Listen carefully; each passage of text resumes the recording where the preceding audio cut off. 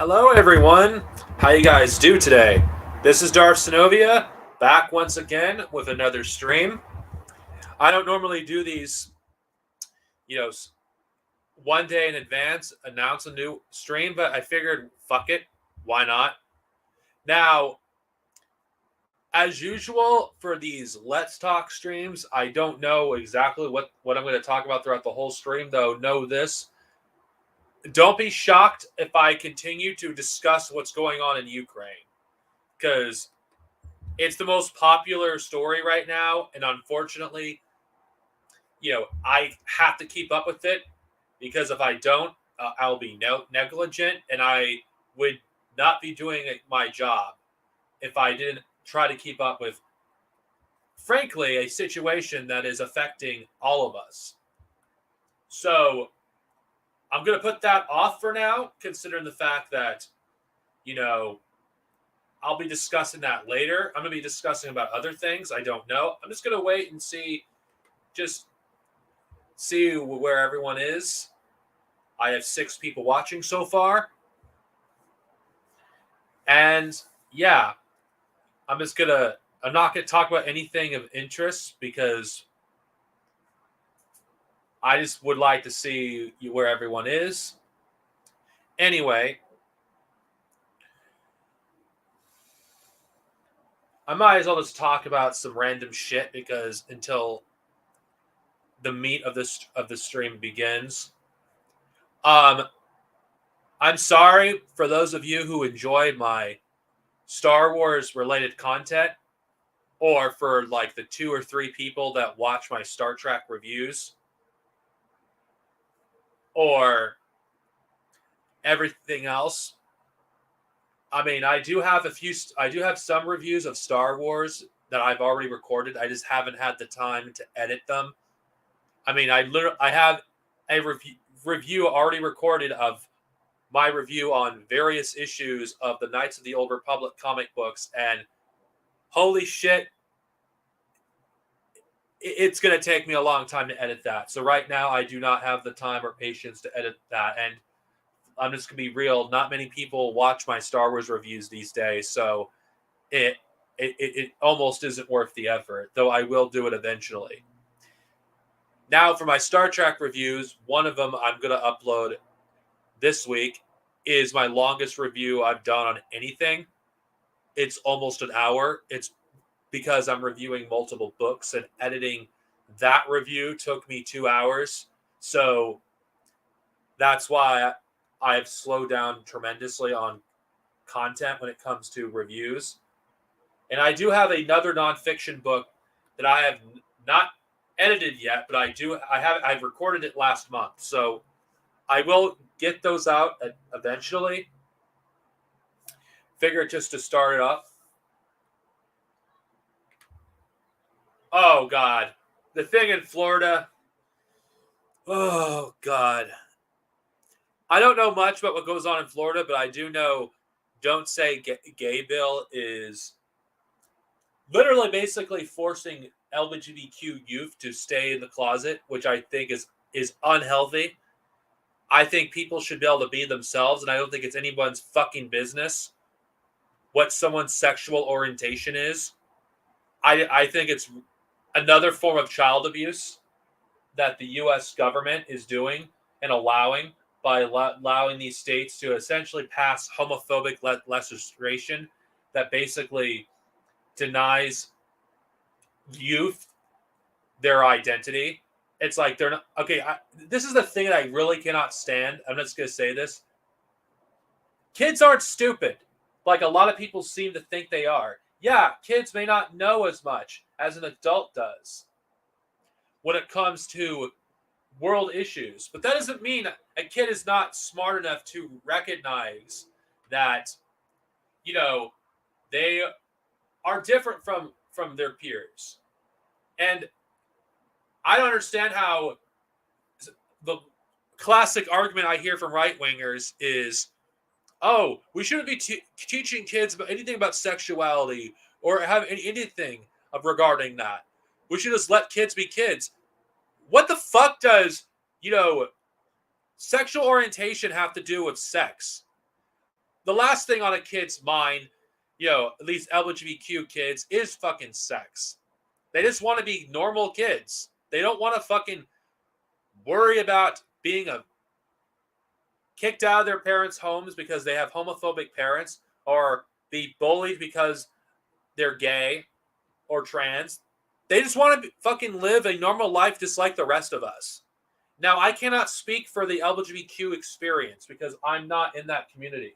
But I'm trying to use a little thing called empathy. If I were in that position, that's what I would assume they would want. They just want to be treated as normal human beings. They don't want to be treated as an outsider.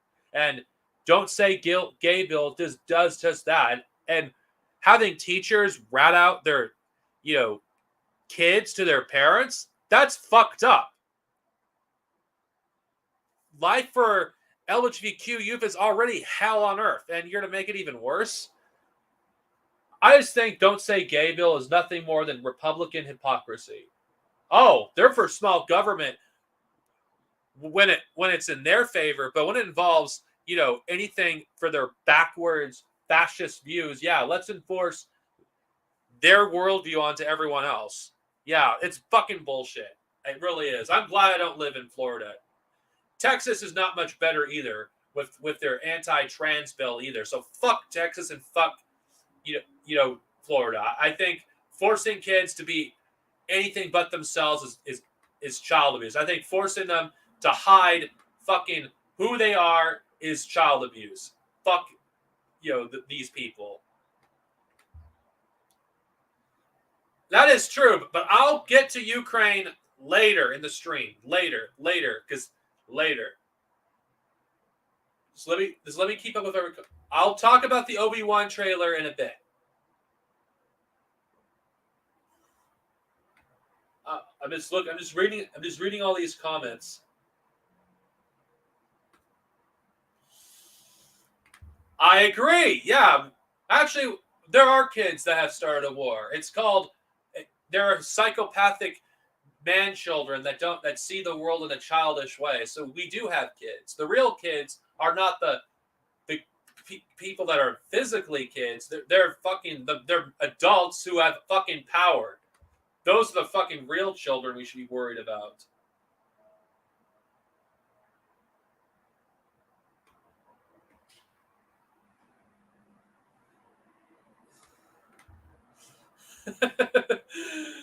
Yeah, we'll discuss that later. Now, to get this out of the way, because I know I'm Attack of the Menace has asked me about this. The Obi-Wan trailer was shown today. It's been released, and might as well give my quick thoughts about it. I'm a Star Wars fan, and anyone that has kept up with me since 2015 knows I'm a Star Wars fan. So, what do I think of the trailer?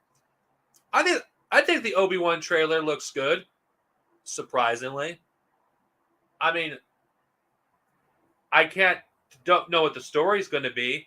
I just hope it isn't like Mandalorian all over again, where the show or Book of Boba Fett, where it's not going to be about Obi-Wan. I just hope it's not another show that's another backdoor pilot for another show down the line. So, cautiously optimistic, I guess you could say. So, that's basically what I think of the Obi-Wan trailer. I am not going to get deep into detail about it because there's other YouTubers and there's too many things I want to talk about, and Star Wars is not high on my priority list. So I've given you my thoughts, Attack of the Menace, about the trailer. I'm cautiously optimistic. I hope it's good. I wasn't even aware there was a Twisted Metal TV series. Hey, what's up? Yeah.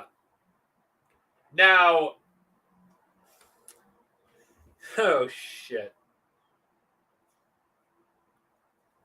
No, gee, I'm just thinking for a second because I'm saving the Ukraine portion of the stream, like for the second half of it, because I don't want to do another stream, solely on Ukraine right now because I like to get more into depth with it because there's other topics people are going to want to ask about.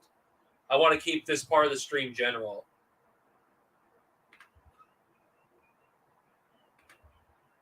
Hey.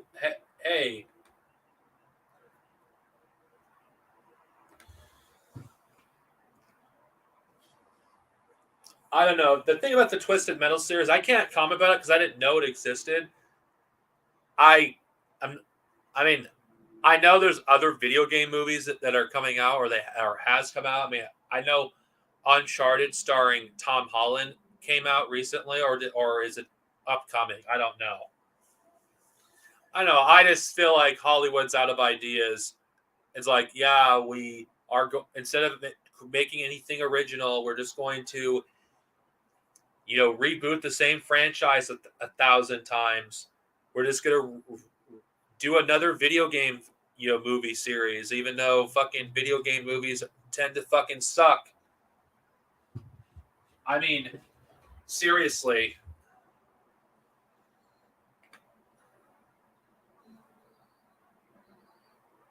I have no idea. I can't comment on it. There's not enough to go on. When the show officially airs, I'll be able to get more into detail about it, but I cannot really talk about the Obi-Wan show because all there is a vague trailer. I can't talk about it right now because I don't know enough.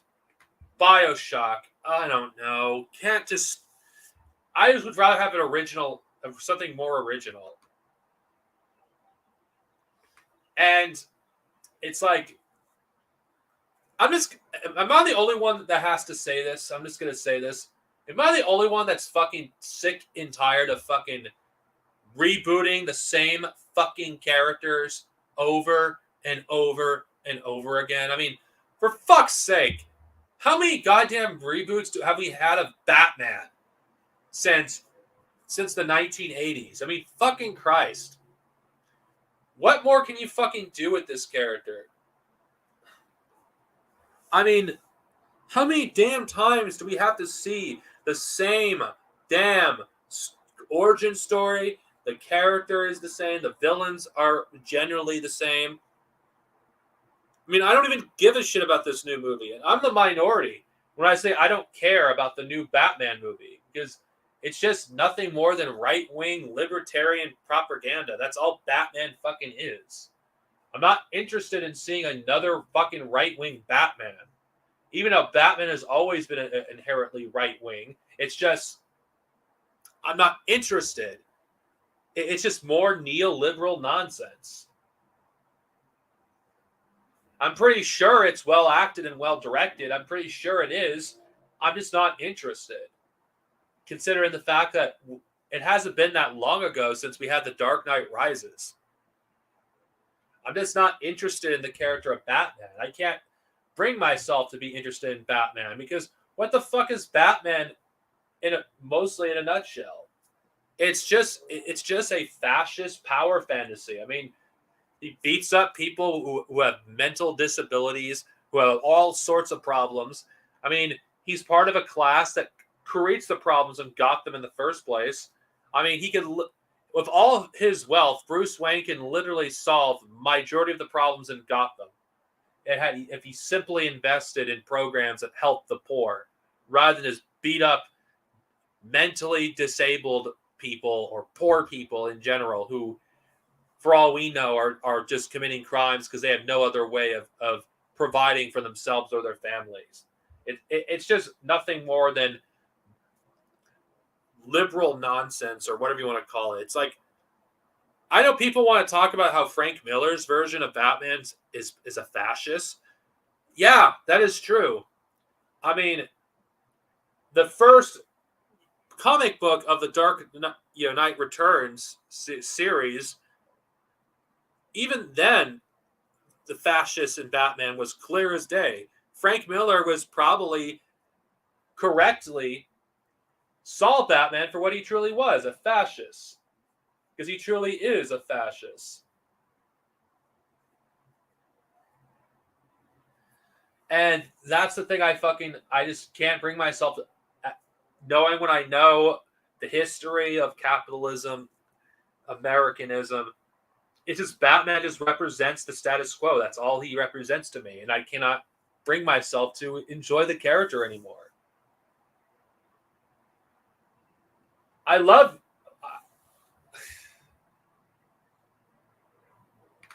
Oh, don't get me started on that fucking Michael Bay fucking TMNT pieces of shit of a movies. I fucking hate them. Good God, I fucking despise those movies. I could rant for hours how much I hate the Michael Bay Ninja Turtles movie. They're such fucking dog shit.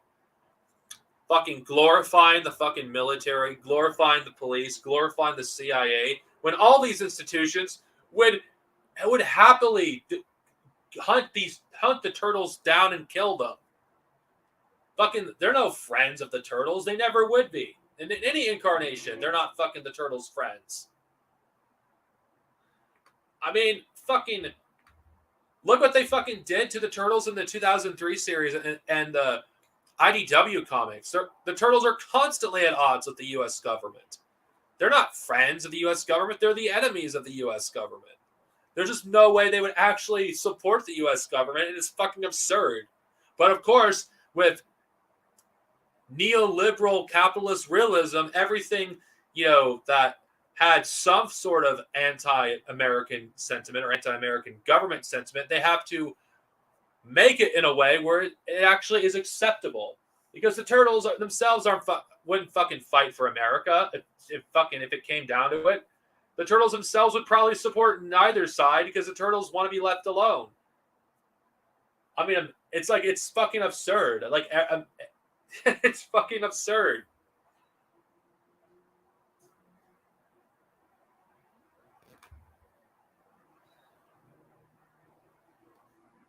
I know.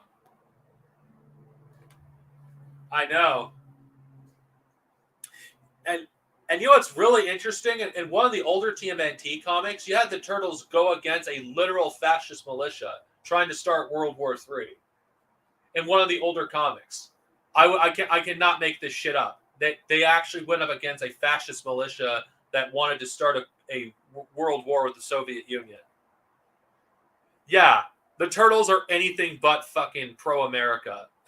It's fucking ridiculous. Oh, fuck SpongeBob. Seriously, fuck SpongeBob.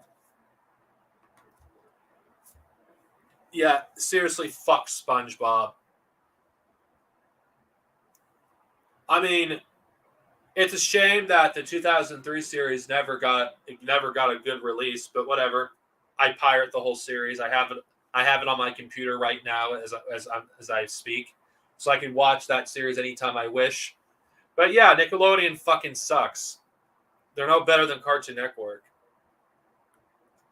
I mean, SpongeBob may have been entertaining in its first few seasons when it had the original voice cast and writing teams. But it's just no better than Simpsons or Family Guy at this point. That's what SpongeBob essentially is. Yeah, it is. The old stuff I'm referring to, like when they have the stuff with the original, the first few seasons, and the stuff with the original cast. That stuff is fine. I have no issues with that. With those older seasons. I mean, majority of the memes regarding SpongeBob is from the old era, just like The Simpsons.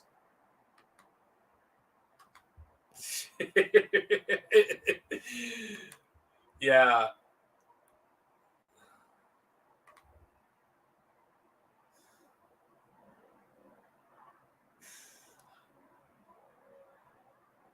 I know they had to keep I know in that episode, I know what you're talking about. They had to change that because of the political undertones of that comic. Because it was literally fascists and basically white supremacists that were trying to start World War III. So yeah, I know what you're getting at. They had to change it because the political undertones of that issue. But it's still the same story. There's still a bunch of fascist xenophobes that that want to start a war, with foreigners. So the episode of that series still, counts.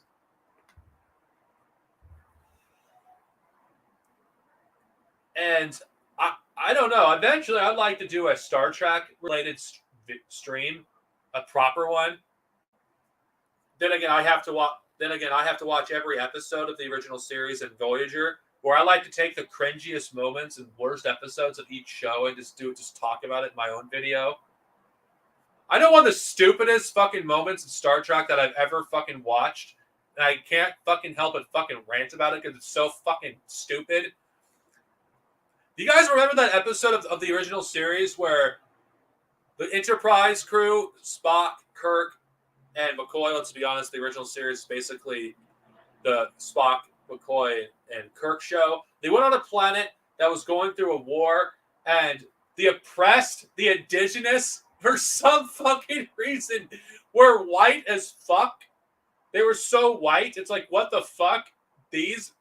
And at the end of the episode has the cringiest moment in Star Trek history. In my opinion, the cringiest moment.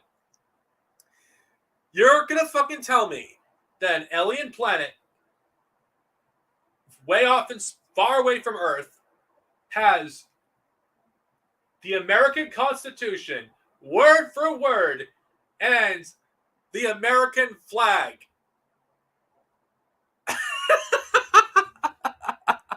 I wish I was making this shit up. I wish I was making this shit up. It fucking exists. It is such a stupid episode, and the cringy moment at the end. It's like, holy shit. It's like, oh god, it was such cringe. Star Trek is against everything that America is.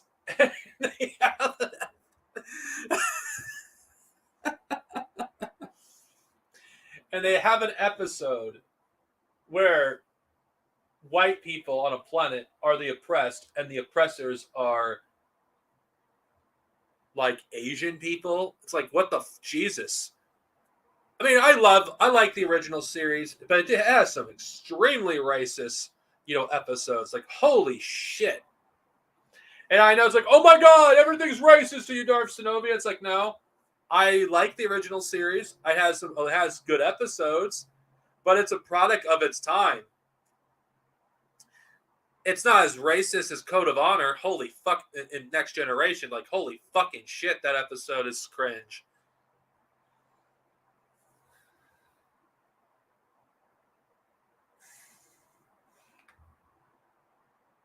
It is an American show, but I don't think the values of Star Trek are American. That's basically what I'm saying.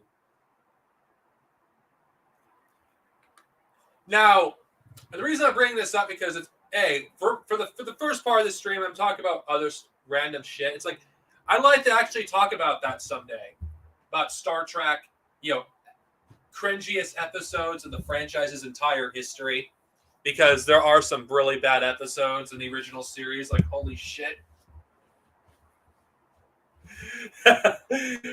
Oh god, I don't know enough about Star Trek to do that, but I agree. The values of Star Trek is why I am against any sort of American imagery in the future. Because let's be honest here, if we somehow got off Earth and we had something like Starfleet, there's no fucking way we'd fly the American flag. No way. Because humanity by that point would want to bury the bloody past of Earth's history, and America is everything about humanity's bloody history. Same thing with the British Empire. They want to move forward and have a flag that represents the entire world, not just one country. Deep Space Nine is a masterpiece, best Star Trek series. No one's going to change my mind on that. Oh, God. They're still making fucking Ice Age movies. Isn't the newest one have a fucking CGI that looks like a PS2 game? That it looks worse than a movie that came out 20 years ago?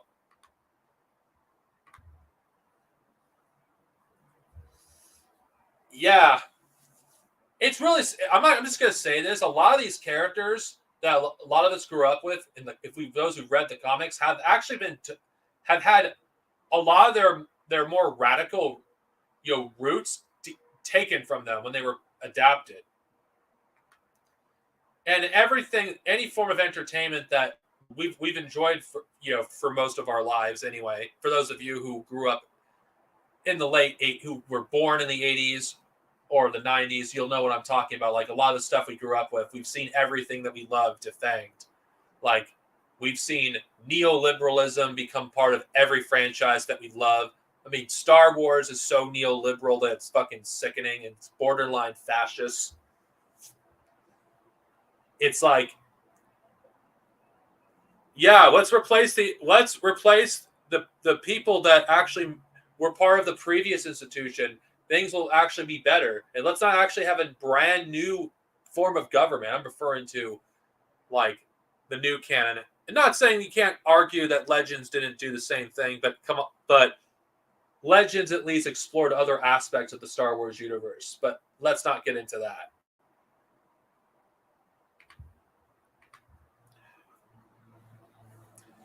Another thing that I find ridiculous is I can't take anything seriously that is so pro-American. It's like, why would anyone who is a hero be pro-America? It's just so dumb. You know what? Maybe I'm thinking too much into this. Maybe I'm actually too smart for a lot of this shit because I know American history. I've read on American history. I've read Marxism, Leninism, Maoism, and I fucking see this shit. You know, Inventing Reality, I need to do an episode, but I don't know what I want to do another Inventing Reality on. I mean, Harry Potter, I've destroyed it completely, and there's another guy who did it even better than I could. It's like, I don't know what I'm going to do when it comes to next Inventing Reality, but I'm going to do one on something. So, yeah, I might do it on the Marvel films. I don't know. I haven't decided yet. But, yeah.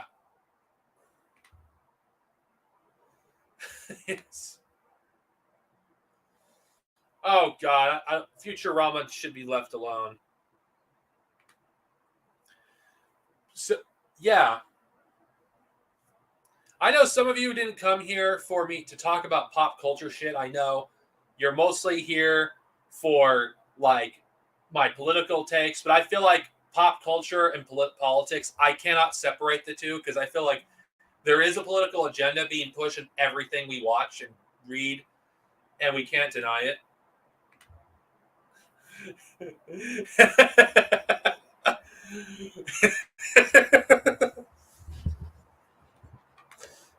I mean, because, it's impossible to escape politics. I mean, you literally have referencing to Ukraine and everything at this point. You can't escape anything these days without Ukraine being referenced. I'm not saying we shouldn't be talking about Ukraine, because Ukraine's a serious fucking situation that can get us into World War III. But I think the idea that we need to continue to separate, pop culture from politics is fucking ridiculous. It's absurd. In fact, I'm going to reveal to everyone here why I stopped doing the War on Nerds. Because I know some people would like me to do War on Nerds again, but I feel like there's just no reason to do it. There's like literally no reason to do it. I mean, how many videos of Young Ripa can I respond to or react to, or Geeks and Gamers, or Anna that Star Wars girl, before I just want to fucking gouge my eyes out? It's just the same fucking thing, and I don't like doing the same thing. If I did War on Nerds, it'd get really repetitive. That's why I decided to do Inventing Reality, because I think Inventing Reality, I actually can do something new and interesting with the things that I'm talking about. Like, I like to actually do something eventually regarding The Watchmen. Now, Inventing Reality doesn't mean I'm criticizing a work. It'd be talking about what the work actually is criticizing, what it's upholding. And I probably could talk about Inventing Reality by talking about the very concept of the superhero, which, for that particular video, I'd probably get multiple people on board. so we could discuss, the problematic nature of superheroes, the good and the bad, of course, as well, because I feel like it should be talked about. Because in all these circles, these pop culture circles, with all these right wing nerds, they're talking about this stuff as much as they want, as long as they want. They basically have a monopoly on this sort of thing, and I feel like it's irresponsible for those who have knowledge on any franchise such as Star Wars, Star Trek, Tolkien, etc., for us to ignore a festering movement within these groups, because the reason why fascism has been able to rise pretty much everywhere is because fascists are in every corner of the internet. You can't escape it. Even stuff you wouldn't think a fascist would be interested in, they're fucking in those groups. You have Star Trek fucking so-called fans that are fascists.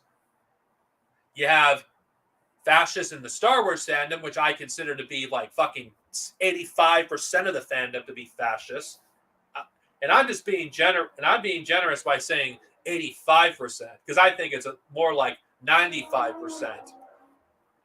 And the fact that there has been no pushback against these things because people just don't take it seriously, the rise of fascism. Like we should be.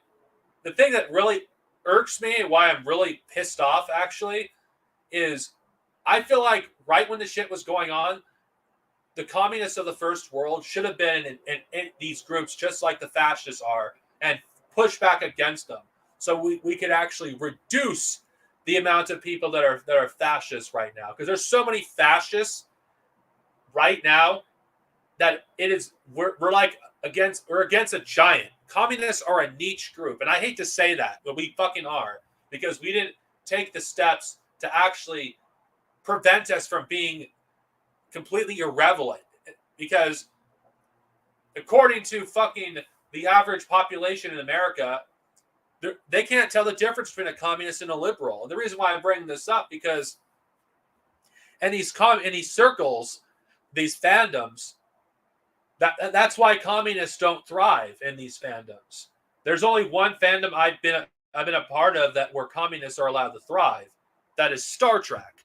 Why Star Trek? Because Star Trek is a left-wing series. Star Trek has right-wing fans. There's no denying that. There's no denying that Star Trek doesn't have right-wingers and hardline. There's no denying that. They see Star Trek in a completely different way. They see Starfleet as what they would want the U.S. military to be. That they see it as more of a military science fiction, more of an adventure show. They don't see it as anything like that. The left-wing Star Trek fans see it as more than that. We see a better world as possible. That's why the left, are fans of Star Trek. Oh yeah, I've encountered those people who think Gul Dukat did nothing wrong. And that's fucking absurd, because to say that Gul Dukat did nothing wrong, it's like saying Hitler did nothing wrong. It's like, what the fuck is wrong with you?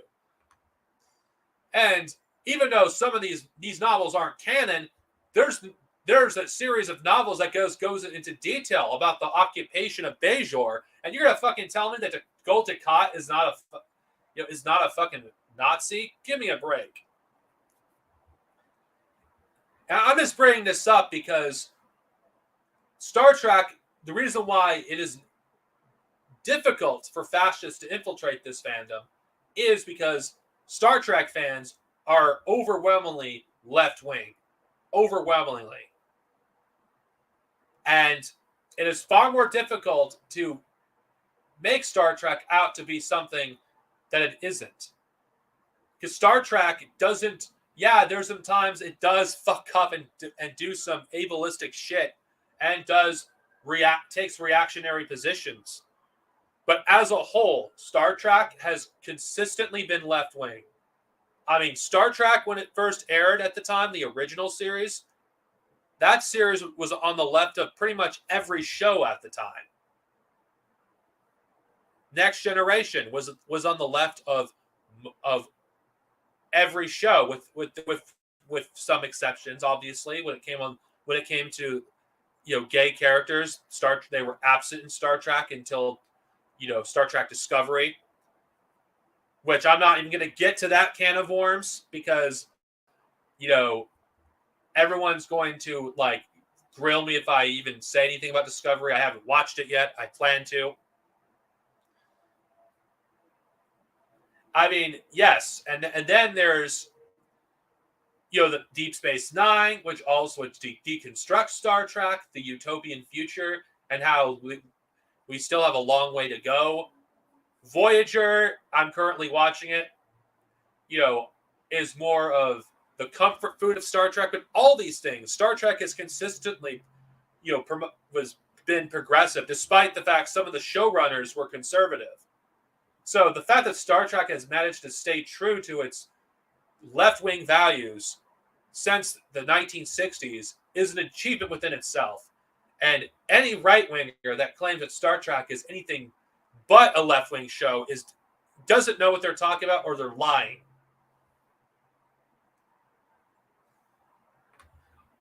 Oh yeah, that episode when Rom goes on a labor strike and quotes Karl Marx. Yeah, that's totally not political. Or one of my favorite episodes of Star Trek, Past Tense, which depicts America as a totalitarian fascist state where the poor are put in literal concentration camps, and there's a thing called the Bell Riots.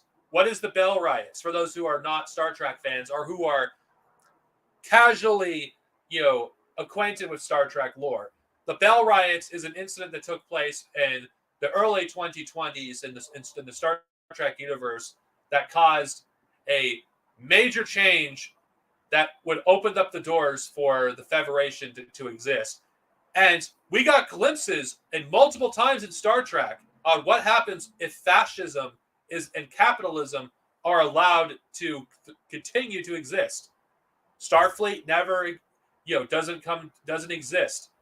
Humanity doesn't invent spaceflight. Consistently, Star Trek has been anti-fascist. Anyone that claims that, who is a Star Trek fan, that, Star Trek isn't pro-socialist, then why is it that it takes stances against capitalism time and time again? It's just absurd. The reason why I bring this up, because this debate and various things about whether this thing was left-wing or not is ridiculous. Of course it was. And because I know people don't want to hear, I know I'll get more into Star Trek in the future. So consider this a preview, because I'm actually more eager to talk about Star Trek than I am about Star Wars, because I feel like with the Star Trek fandom, I actually can have a conversation. Star Wars, they're just emotionally, stunted man-children that don't know how to have an actual conversation with an actual adult, because they're so fixated on, what their childhood was like. They're incapable of critical thinking. This is why the Star Trek franchise and the fandom as a whole, I'm more drawn to that these days than Star Wars. Because Star Trek fans, when we talk about things, yes, there's awful fans in Star Trek. There's no denying that. There's no denying that there's reactionaries in Star Trek. There's no denying that.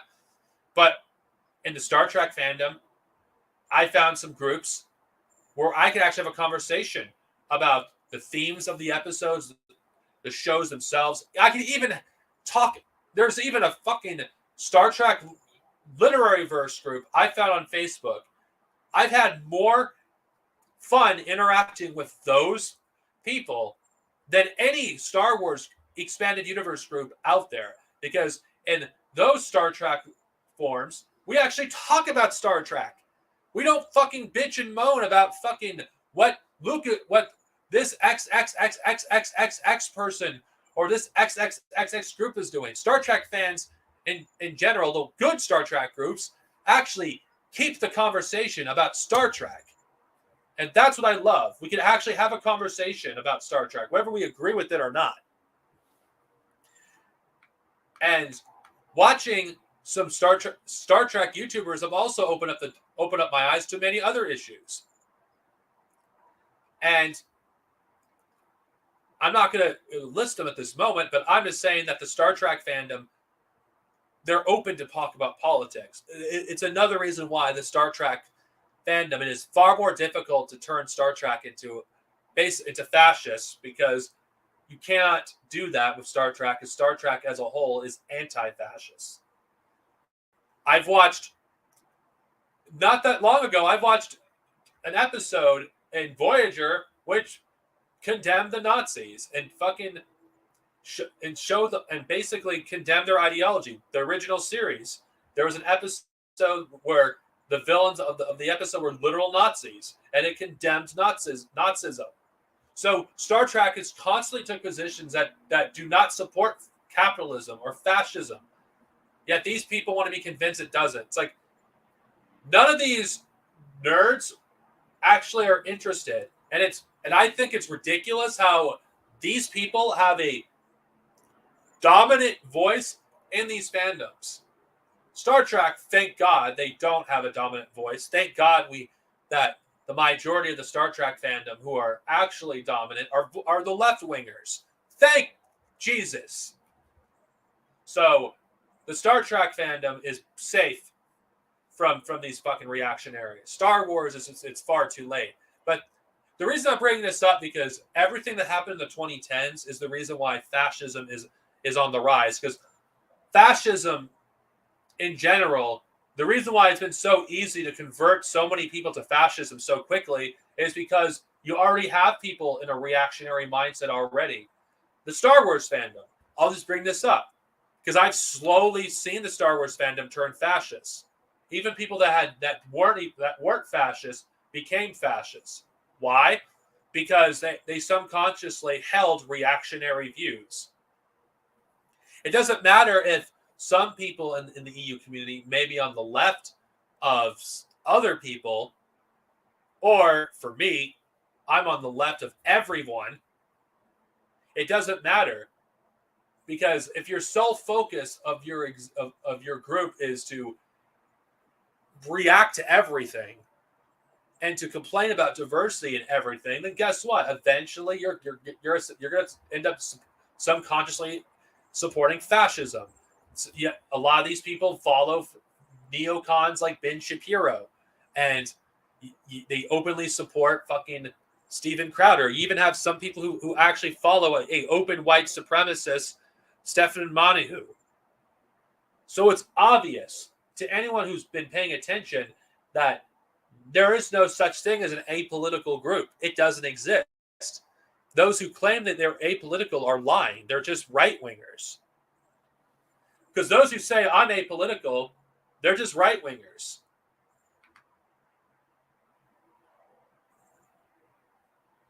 Yes, it is. Now, don't get me wrong. I do intend to talk about more important issues later in the stream, but I figured for the first half of it, I want to talk about something that's not related to what's going on in Europe. You have these same people who are using issues that are extremely prevalent in the political scene and trying to make it about push it in their whatever the hell they're pushing. The Quartering is probably the most political channel of any of these right-wing grifters, yet you have people to this day that are still saying, oh, these people, oh, they're not, political, even though they take stances against on the left on everything, even if it's small, even if these so-called left-wingers, I'm referring to Alexandra Cortez, the right's favorite, Democrat, about everything, even though if they support the same thing, it's ridiculous. And the hypocrisy with these people, but it doesn't matter, because that's the point. They don't want the left anywhere. Anything that's even moderately left-wing is not allowed in these groups. That's why they get so pissed off and so angry and get so offended every time the left talks about politics, because the left, the real left, not these pseudo fucking overly emotional SJWs who have no real skill when it comes to analyzing anything, from a pop culture perspective. They do nothing but talk down to the people that they're supposedly supposed to entertain. All they do is mindlessly support corporations. They don't have anything of substance to say. So when a real leftist actually does something like they do, because let's be honest here, people like myself, I don't have the resources that people like, whatever the fuck that racist name is, I think something Lee, that did that freaking thing about the Phantom Menace, which is fucking pathetic. I don't have the resources to do high production videos. I don't. If I did, I'd be able to do it better, because I would be able to actually fully analyze this shit. Like these are the same people that will attack anyone, regardless what the reason is, and yet someone who's on the left, when we say something that's a mild criticism, we're fucking ferociously attacked. It's just complete bullshit. Now, the reason why I'm saying this, the reason why I'm getting into this here is I think the left, we need to have a presence in these groups. We should have had a presence years ago. Is it too late? I think it is. But I think the fandoms that have a left-wing component in them, Star Trek as an example, we should be in these groups, and we should stay in these groups, and we should be using what we know about Marxism and educate those who are open about it. Because Star Trek fans are far more open with leftist ideas than other fandoms are, for the most part. So I say we need to stay in these groups. I think the Star Wars fandom, it's way too fucking late. Because everything about Star Wars is, these days is basically attached to reactionary bullshit. There's just no reason to try.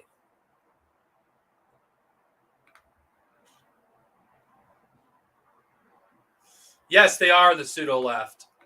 They really are. But that's a discussion for another time, actually, on the pseudo left. Because I feel like that is basically beyond the scope of this particular stream. I'd have to get multiple people. But I actually would like to get different people this time than the usual people that I've gotten for the past few streams. Because for me, I would like to have a diversity in voices. But yeah, you're right. That is a topic that is worth discussing in the future regarding the pseudo left, because the pseudo left, they are a problem. The pseudo left are using Marxist language, using Marxist terminology, and for Caleb's case, tell the truth to a degree, but manipulate that truth in order to push a right-wing agenda. These pseudo leftists exist solely to discredit the left. They exist to wreck the left. They don't exist for anything more. They're not there to push a communist movement. They're there to push an anti-communist movement. I mean, look at Caleb Maupin. The guy constantly dog whistles to fascists.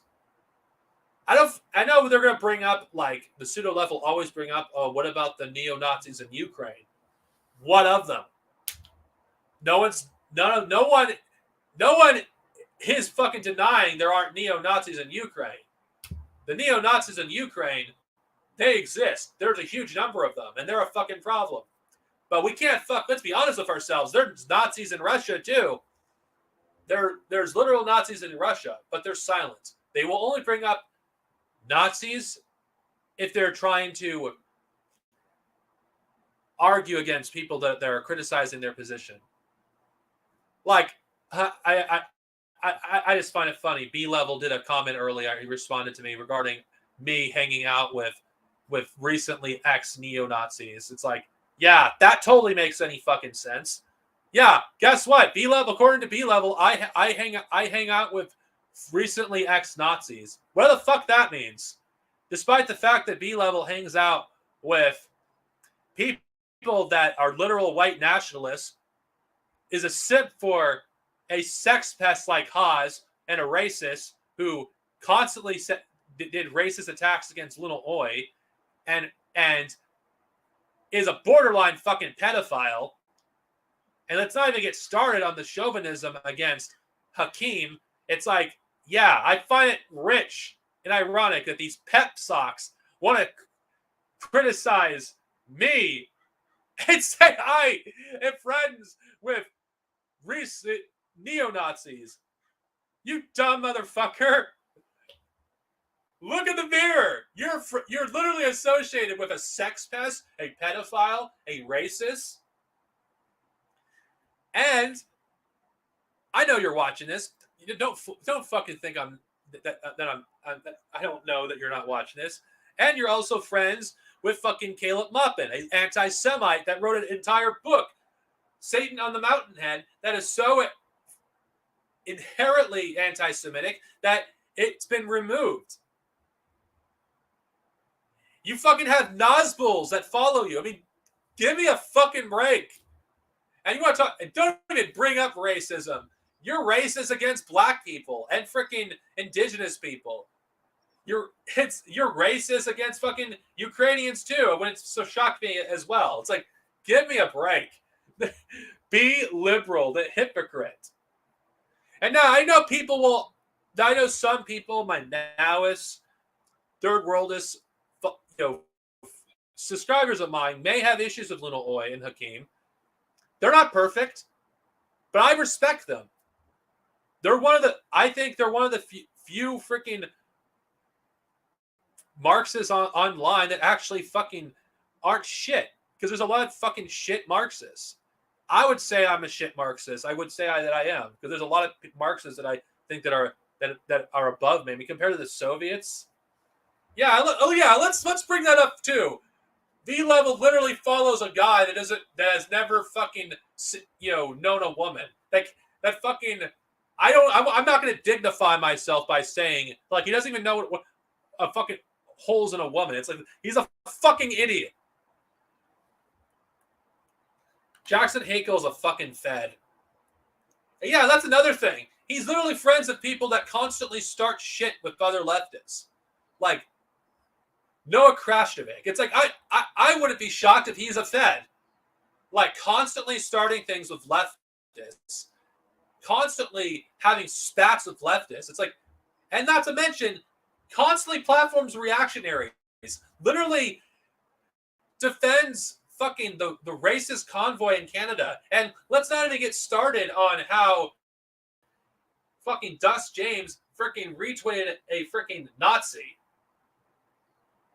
It's like Be Liberal is literally has no room to talk about Nazis or racism when he's associated with literal Nazis.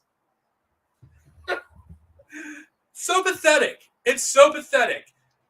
A pseudo-leftist who has a channel named after something related to Star Wars, and nothing in that channel is even related to Star Wars.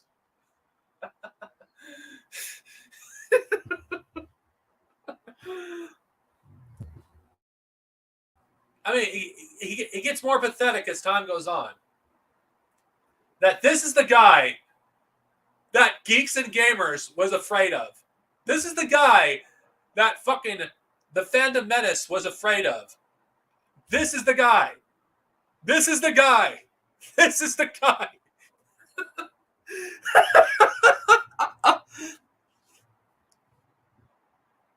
What a joke. If you look at the politics of Ewoks Unhinged and compare it to the likes of Geeks and Gamers, there is no difference at this point. It's just another generic anti-SJW channel. And let's not get started. on his stupid fucking insult towards Maoists by calling them Wowists. What the fuck is a Wowist? Seriously, come up with something more original, you cringy fucking fuck. Seriously. You know what? I don't care if I roast B-level. I don't fucking care. I have no respect for the guy. And I'm not upset with B-level. I just find it hilarious that he's going to point out that the people in my community, that I'm a part of, are racist, when he has literal people saying racist things against black people, Asian people. Oh, yeah. Aren't you of Asian descent, B-level? Yet you're completely okay with Haas, Caleb, and all of their followers harassing a Vietnamese woman who was a descendant of a victim of imperialism? You're gonna fucking lecture me? Lecture me?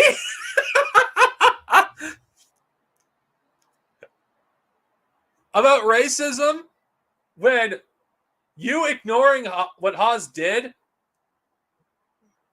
You're a racist by association. And I know you're going to throw, oh, I'm not guilty by association. I don't believe in that. That's funny because you weren't so keen on that when you were trying to get Matt Wilkins to break off of Ryan Kennel back in 2019. Oh, I guess race, guilt by association only appeals to people, in some instances, but it's not as appeal to you. Well, sorry, you're a fucking racist. You're a misogynist. And the fact that you are still associated with Haas and Caleb after everything that's been going about, dog whistling to Nazis, constantly doing dog whistles to fascists, constantly fucking Haas doing what Vosh fucking does, harassing Luna Oi and saying racist things about and sexist things about her. You disgust me. I mean, but you're so pathetic. It's like anyone that actually gonna criticize me for being racist, before you criticize me, you should look in the mirror. Be liberal. I find it funny. And of course, you're probably gonna use the fucking IP poll thing in order to deflect any accusations of racism on your part, but you are a racist. By association, your silence on the Luna Oi thing is proof enough that you're a racist and you're a misogynist. And anyone that claims to, oh, I like Luna Oi, oh, I like her, but you fucking follow Haas, I'm sorry, you're nothing more than a fucking liar. And why am I being defensive, Luna Oi? She can defend herself. She's a grown woman. Because it's pointing out hypocrisy. That's what it is. And you know what? It doesn't shock me that B Liberal is a racist. He showed signs of being a racist when he was trying to freaking get me to turn against Black Red Guard. Like he's against anybody of color. The only kind of people that he will associate himself with are reactionaries. Yeah, he'll have your token that essentially shields him from accusation of racism. But I talk about actions, and your actions prove that you're a racist. But you don't care. You're not gonna you're gonna take what I'm saying. You're gonna make this into a joke because you don't take this seriously. You don't take anything seriously. You're a grifter. You always been a grifter, and you always will be a grifter. And it's fucking sad and pathetic. Anyway, fuck be liberal. I have more important things to talk about. I want to talk about what's going on in Ukraine because I feel like it's essential that we focus on that. Because be liberal is nothing more than a pathetic, insignificant child. He's the side bitch when nobody's watching Caleb or Haas because there's nothing on, or Jackson Hakel. He's the side bitch. No one's fucking wants to watch Be Liberal. He's nothing more than some boring, cringy fucking guy. The best part of Ewoks Unhinged was gone when I left. And I will say that with certainty that Ewoks Unhinged was at its best when I was on there. Anyway, enough of be liberal. I want to focus on Ukraine because Ukraine is a serious situation, and this part of the stream is going to be edited separately, depending on what I talk about.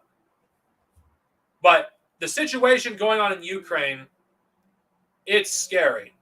It truly is scary, considering things are getting worse. And for those of you who are struggling right now with your finances, the price of food is going to go up. Of course, the price of gas is going to go up. So if you have a car, it's going to be more difficult to get around.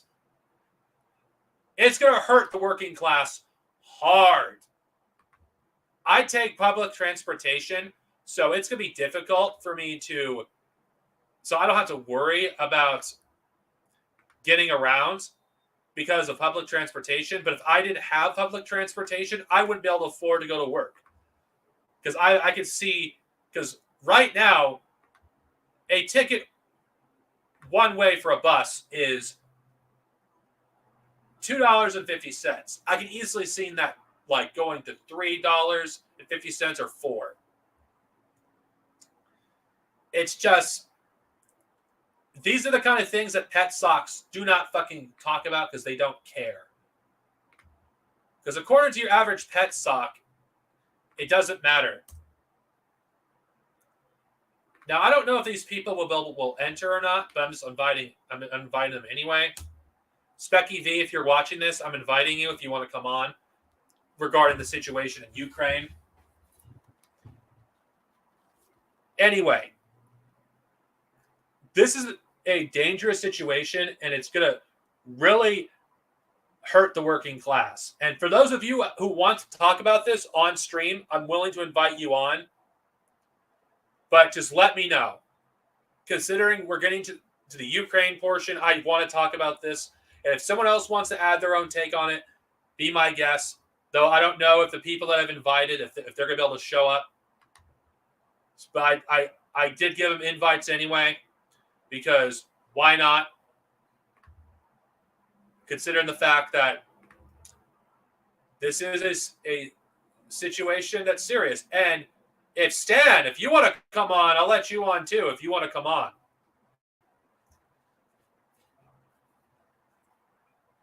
Because, I think we need to talk about this. This is an issue that affects the working class. And globally, we're going to freaking all suffer for it.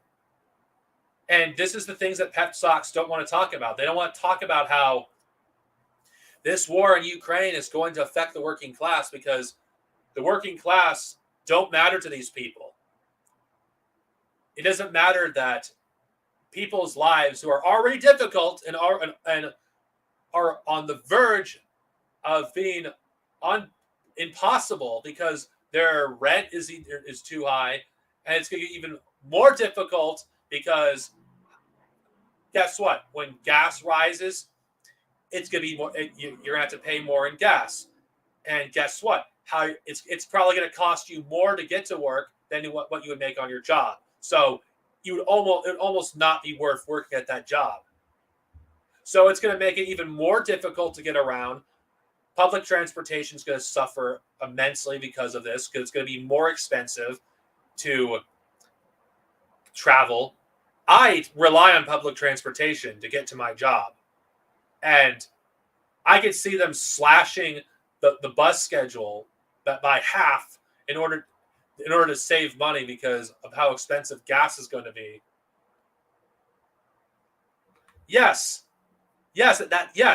I know. It's ridiculous. This situation is very serious. But no, we have to stand for a not working class movement because they're protesting against whatever the fuck they're protesting against. I'm referring to the truckers. Let's not even talk about real truckers, those who actually do the fucking job, not fucking petty bourgeois. But let's ignore them because they're too working class. Let's not fucking talk about how the situation is going to fuck everyone in freaking Ukraine, the Russian workers, workers in Europe, and here. Now, I'm mostly focusing on America because that's where I live. And Specky V's got on. I'll let Specky V speak. Okay, so I just learned that in the city of Vancouver, there was a Russian ethnic center, a Russian community center that got vandalized. I can't hear you, Specky. Wait, let me. So, Um, hold on. I'll add you. Okay. okay, so in the city of Vancouver, there was a Russian. Oh crap! Okay. I feel like a moron. Okay. What were you saying? In the city of Vancouver. Wait, I can hear myself. Okay, now I can hear you. Sorry. Okay. Okay, I have to move the mic away from my computer. Okay, continue. Okay, so in the city of Vancouver, which is a city in Canada, there was a Russian community center that got vandalized. Holy shit. Continue. Yeah, so yeah, I'm trying to find it again. Like,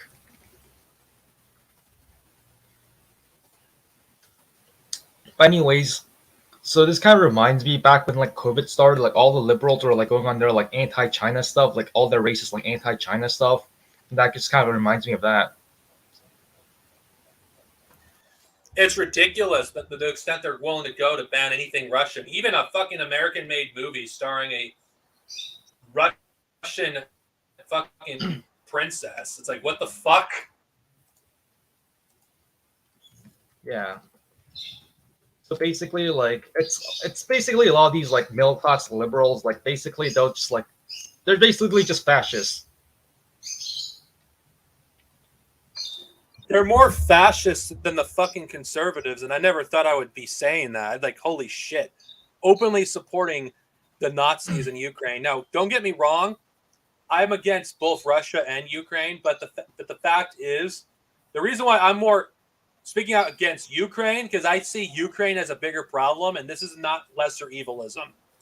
Because I know some people are going to accuse me of lesser evilism, but objectively, Ukraine is far worse than Russia because of who support them. I'll just go let you speak if you have anything to add to that. Yeah, so like this like Russian center apparently so I'm looking at an article right now, like apparently a lot of these people in the Russian community center have ties to Ukraine, yet they like get mistaken for like Russian nationalists.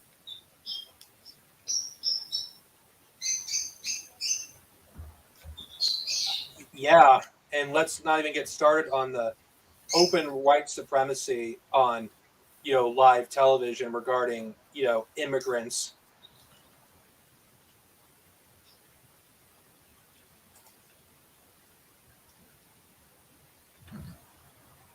I mean, sorry. Go on. I was talking about when they said this is a civilized country. This isn't a third world country, and they even emphasize the word white. Isn't like Ukraine it's disgusting. Isn't it like a really poor country?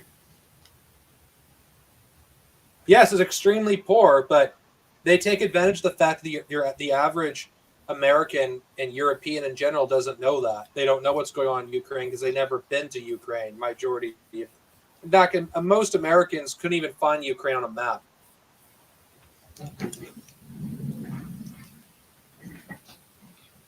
I think most of them would think that Ukraine is just a province of Russia if it weren't for like the U.S. media or whatever. Probably. But the thing is that I just don't understand is how could it's like it really sickens me is how everyone's treating this as a game. Like the Pet Sox, the Bosches. It's like they're treating this like a game. It's like, do we guys realize we could get into World War III? World War III can start at any time because of this, and you guys are making memes, making this into a game, making jokes. It's like, this isn't a joke. Like, the working class all over the world, their prices are rising, and like food is going to go up God knows how much. I'm afraid to even see how high the food's going to be. And where I live, my rent increased by $130, and I'm not going to get too much into detail, but what I pay in rent, it pays for everything. My food, my bills, everything. I could see my rent going up because as a result of this Ukraine situation. It's like this is fucked, and no one fucking seems to even know. No one seems to care that this is going to cause a Great Depression.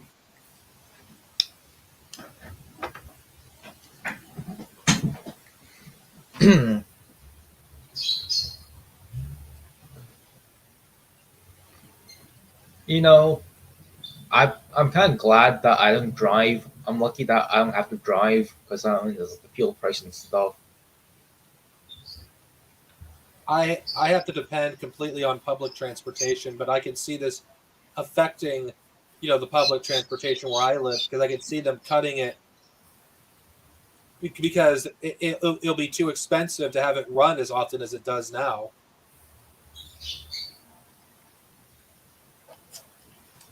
Like those who depend on public transportation, it's gonna be a lot more difficult to get to work.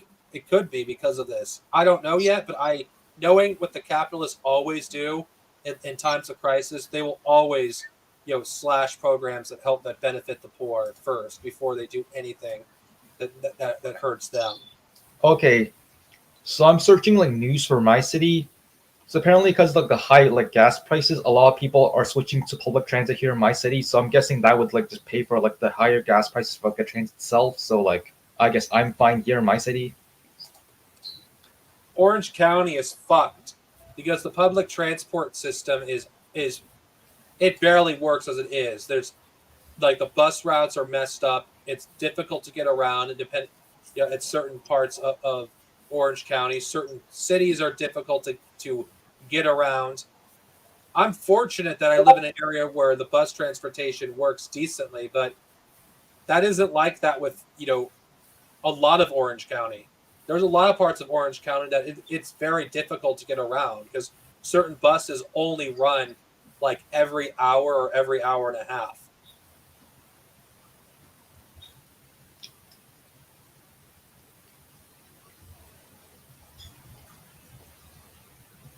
Well, like with me, right? Like a lot yesterday, I went out to like buy a sandwich. I was walking down the road, and like 5 minutes there were like 10 buses. So I guess yeah, I'm still good where I am.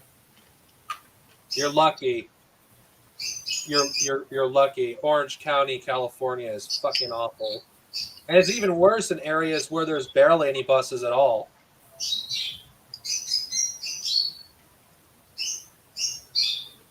Also, what sucks is that here in North America, a lot of the trains still run on the like diesel. So yeah, even the trains would be fucked. It's if America had a modern infrastructure regarding trains, we could have easily have gotten around this problem, but that's not going to happen. Even though it would help this country, they won't do it. I've heard that China offered America to join the Belt and Road Initiative. It's like I don't. Was that really a joke? Or were they just trolling? I don't. I'm just asking because I don't know what I've heard about it. Wait.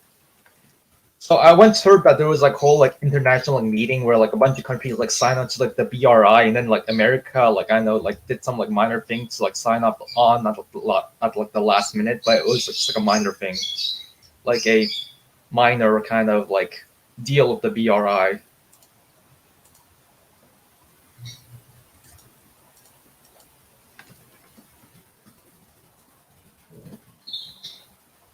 Well, things in Ukraine, I'm mostly focused on the domestic effects of what's going on because barely anyone talks about it. It's so difficult to find any information on Ukraine because you have people that refuse to talk about the bad things that Russia's doing, and there's people that refuse to talk about the bad things the Ukrainians are doing. So it is impossible to find any information on Ukraine because all of them are biased. And speaking of which, as much as it sucks that RT has been censored, I I think there's better news sources that I feel like got censored that are I like Press TV. I think is better than than RT and Telesur. Because RT before Ukraine was so fixated on pushing culture war shit and the truckers that I had questions if what is their purpose anyway? I just feel like they were just fueling the culture war, and no one wants to Well, talk about how you had literally fascists on RT. Yet everyone wants to talk about the fascists in Ukraine and America. you know what's funny? Like, you know, on RT America, there's that one guy called like Steve Moldsberg. I've heard of him. Yeah, like he's like a neocon, like Zionist. He had his own show on RT. Basically, what's funny is that whenever there was a video where he was like defending Israel, in the comments you would have like fascists, like anti-Semitic fascists, like saying that he's part of the Jewish conspiracy and stuff. So it's basically like fascist versus fascist. Yeah. Well, you do have. This is what this war is. It's fascist versus fascist,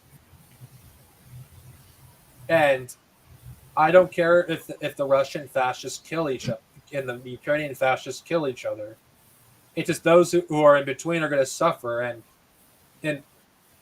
I don't understand how anyone can actually in good why is being an anti-war, how is anti-war serving imperialism?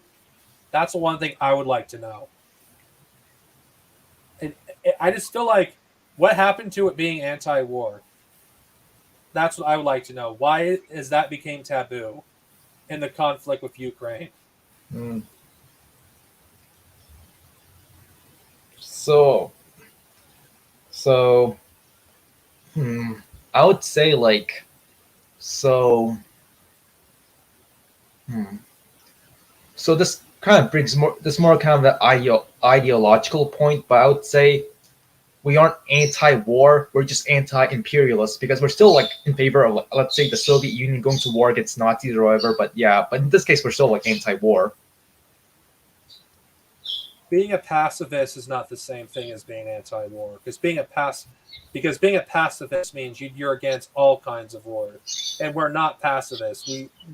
We oppose war for obviously for dialectical and class reasons because it doesn't benefit the working class. It always benefits the rich.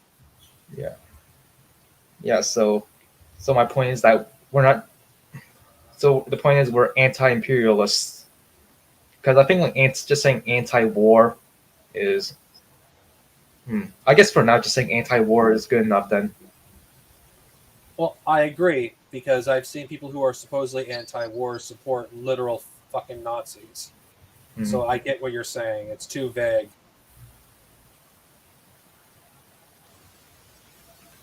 I agree. Palestine, Yemen, Afghanistan. Do not forget. And this is the thing that I'm disgusted by these pep socks. I'm not shocked at all though. Is they are silent on the genocide that's going on in Afghanistan right now. It's one of the worst humanitarian crises, like right now. Millions of people are starving, and nobody seems to care. No one seems to want to talk about it. Even these supposed, anti-imperialists. Like, where the fuck, is their take on this? I mean, seriously, why aren't they talking about this? Yeah, Ukraine is important. We should be discussing Ukraine, but we shouldn't be ignoring everything that's been going on. The world doesn't stop because fucking one country is going to war. You fucking still have Yemen fucking being bombed. You still have Syria getting bombed. You still have people in Afghanistan suffering war.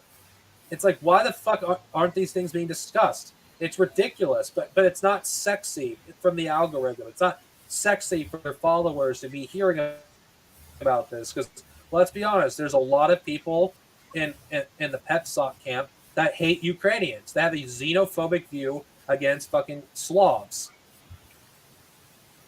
It's like it's easier to basically convince people not to see people as human if you're saying that Ukrainians are fascists.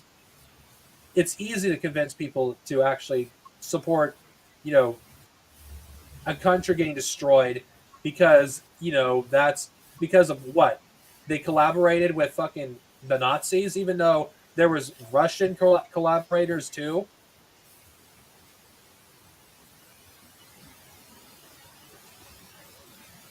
It's Yeah, I agree. The anti-war populist fucking right is a joke, and the so-called populist left is too.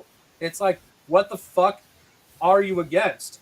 Hmm. It's like you're against only Americans' wars, but you're not against the wars that China or Russia will potentially do. I mean, it's laughable. Nothing but American imperialism is imperialism, according to these people.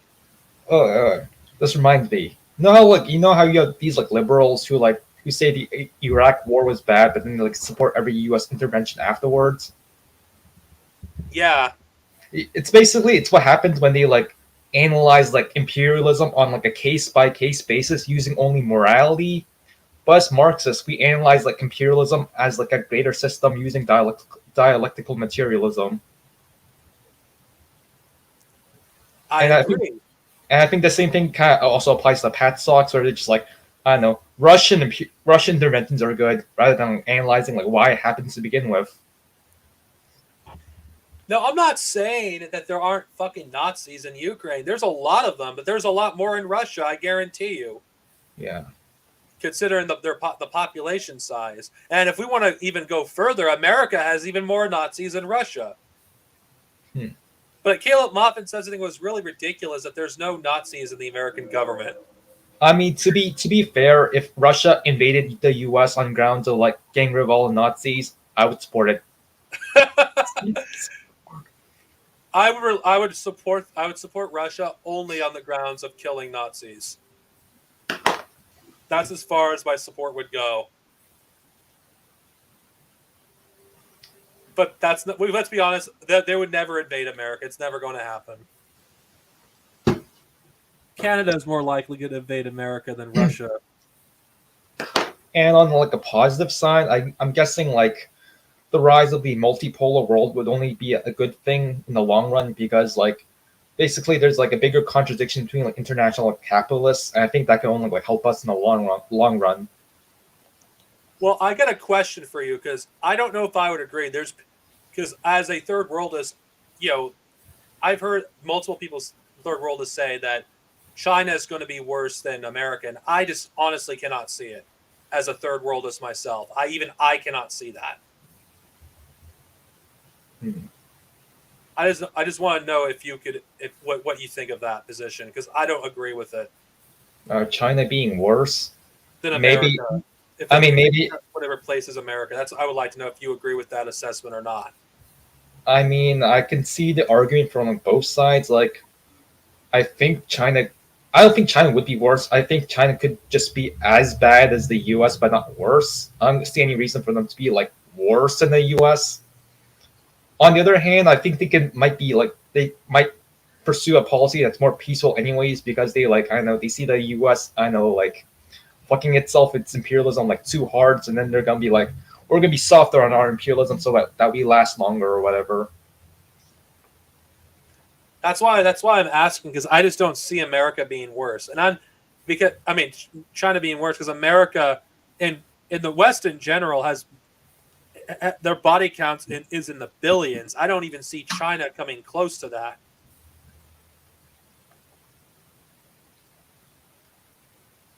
And I just think we can't look in a crystal ball and say for sure if America if China will be worse than America, because we just don't know. It's too soon.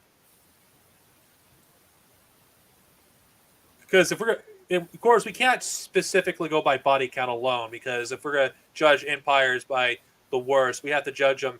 Okay, who did the most damage in the shortest amount of time?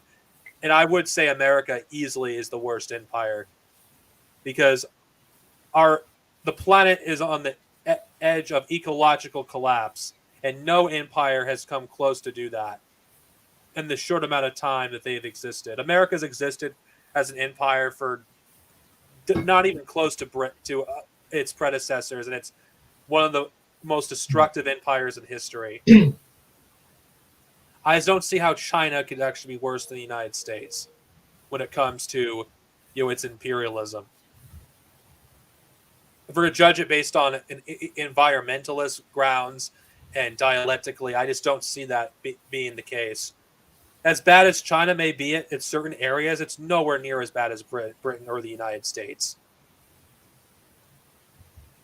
I don't know. Maybe it's just me unwilling to accept something worse than America. Hmm. And that would be a fair criticism on my part. It'd be fair because I just don't see it, and I don't want to believe it. Hmm. Yeah, I really don't know. But anyway, so what do you? Am I the only one that thinks that this thing with BreadTube is nothing more than a distraction for us not to pay attention to the pet socks? Because it feels like the fixation on BreadTube just feels like an op to me. And the reason I'm bringing this up because their fixation on BreadTube just seems strange to me. Because BreadTube doesn't really do anything. And who is BreadTube? What do you define BreadTube anyway? Hmm. So, I kind of feel like there is a problem with like Vosh having like what was that 500,000 like subscribers or whatever, and then he's like basically defining what socialism is. I do see a problem with that. I agree with you. But he's the only one that matters. Everyone else is like is a small fry. Yeah, yeah, but I think like Vosh is like, never mind. Like, but yeah, but basically, if you think about it, like, why do they hate Vosh? They literally believe in the same shit. They Well, believe they believe in American exceptionalism. They believe in market socialism. They believe in no like racism, whatever.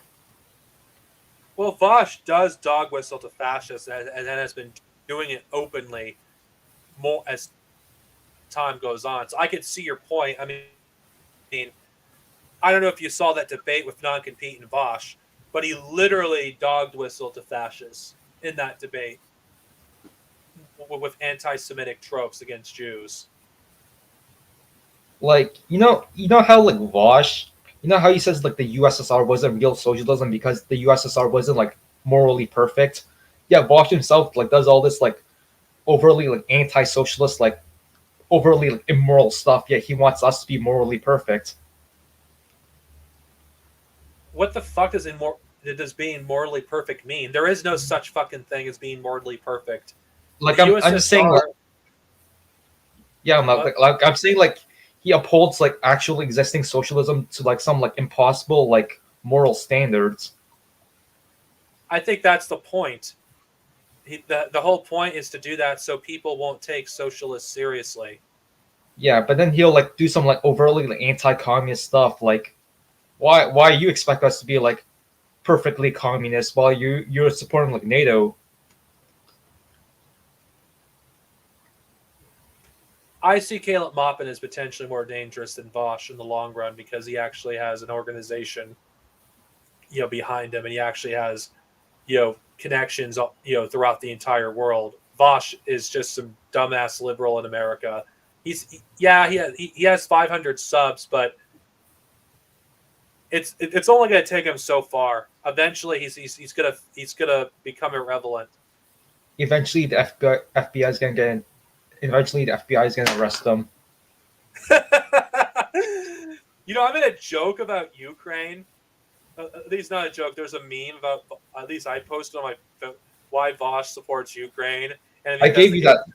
I gave you that. Remember? yeah, there was a guy got pissed off that was defending, that fucking thought it said I was racist against Ukrainians. It's like, what the fuck does that even mean? How? What? What? Racist against Ukrainians because I don't support their government. That's the logic they're that the people who support Ukraine are going with. Oh yeah, we have to support Ukraine because of Russia. Okay, why do we have to support Ukraine? Is it only because of Russia? Uh, Is it because they have a right to self-determination? That's never brought up. It's only because of Russia. Most of these people who are defending Ukraine probably never even heard of Ukraine before Russia attacked Ukraine.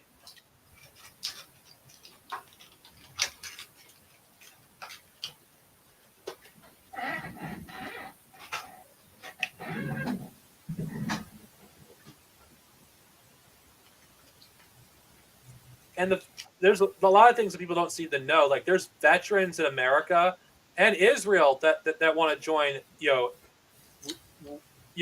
with Ukraine to fight against Russia. So yeah, this is a dangerous situation, and people don't fucking understand just how dangerous things are getting. And a no-fly zone that's being proposed, it's like the neocons are out of their fucking mind.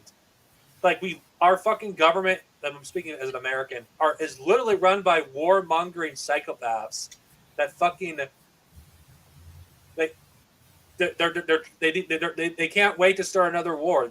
Let's be honest here regarding Trump. The real reason why they don't fucking like Trump, because Trump didn't start another war. They were hungry for another war.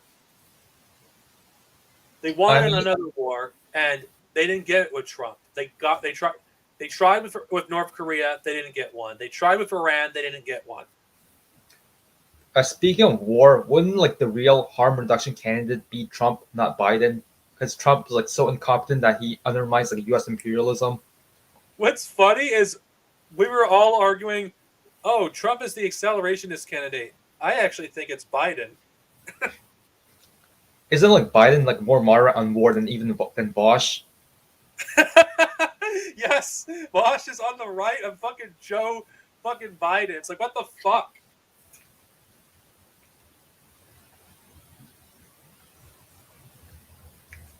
And the whole like sanctions, like if Americans were like, held to the same standards as Russia, all Americans would like starve to death by now. Oh God, if Americans were sanctioned, they wouldn't last a week. That's why I get angry every time people justify sanctions. It's like sanctions are like the worst kind of warfare. People don't know what it's like starving or going to bed hungry. Oh, do you see like in Russia there's like a rise in like software piracy? It's now legal. I'm not surprised. Yeah, that's so Even based. though people realize how painful it is starving to death. It's like your body is eating you from the inside out until there's like nothing left. Like Okay, you're like basically being consumed from the inside. It's fucking painful. No one knows what that's like. No one has ever dealt with it, and that's why they're completely okay with supporting sanctions. okay, not to fat shame, but why is Bosch telling Russians that they need to lose weight? I agree.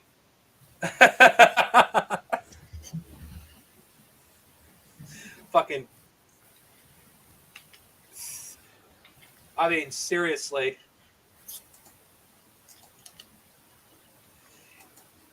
Then again, I don't see America ever getting suffering the same amount of sanctions as other countries.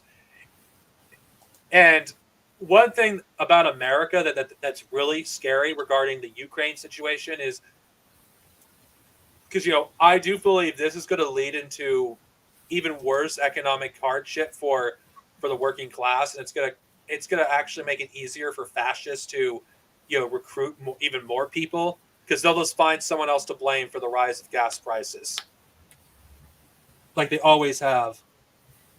Like It's this war is China's fault. great for them. What? It's China's fault. I mean, Russia. I'm not gonna lie. I used to think they kind of cucked NATO. I don't know if I would agree with that at this point. Thinking about it, like 2 weeks in, I don't think it was this benefits Russia.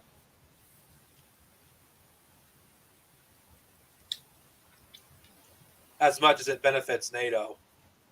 Because yeah, the American people are going to suffer, but What better way are they going to get to recruit people? I mean, if I were an evil,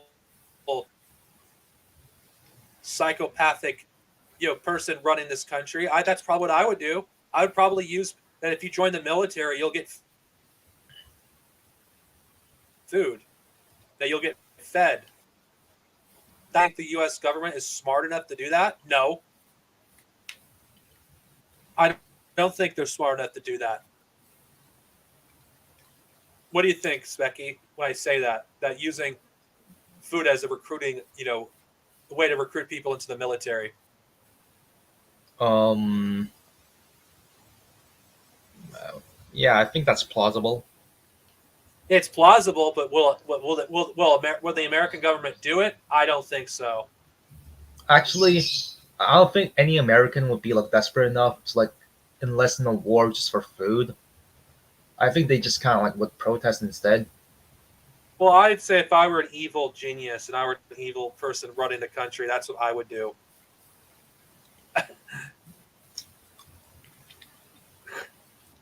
Then again, I don't think protesting, but what's the protest going to accomplish? Not that I'm against protesting. What is that going to accomplish? Then again, we're getting way too ahead of ourselves because we don't even know what's going to happen in America in the upcoming months. Anything can happen. So I think we'll probably have to save this conversation for when things do take a turn for the worse. But yeah, I do agree though that this will fuel the fascist movement in America though, because they'll blame the Chinese for some reason for the rising of oil prices. I mean, I hear them blaming China for what's going on in Ukraine. I've heard some right wingers say that. No joke.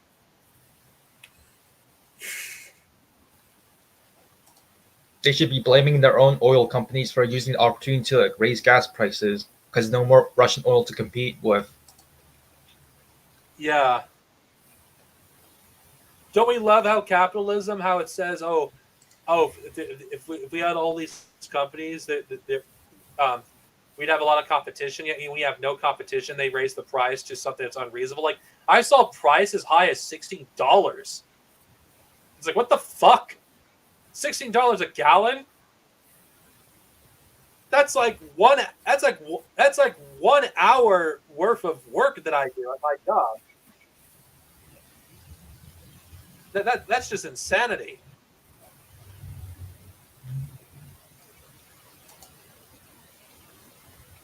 That is so true. Say what you want about America, land of the free, home of the brave.